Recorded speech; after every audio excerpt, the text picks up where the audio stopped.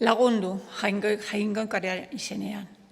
Seme hobeto ikusi nahian bezala eusten zion buruari, baina horrekin kontraesanean, zentzurik gabe zioan atzerantz, han gozariko maila zeukala ahaztuta.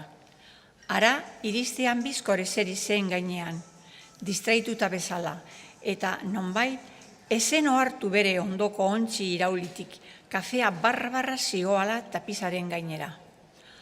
Ama, esan zuen Gregorek emeki, behe hartatik amari begira. Une batez erabat joan zitzaion arduraduna burutik. Dena dela, kafearen jarioa ikustean, ezin izan zion eutsi masailezurrekin aireari oska egiteari. Orduan amak berriro oiukatu, maitik ihes egin eta harengana korrika joandako aitaren besoetan amildu zen. Baina Gregorek orain ez zeukan astirin gurasoentzat. Arduraduna eskaileretara iritsita zegoen. Har azkeneko bider begiratu zuen atzera, kokotxa barandan zuela.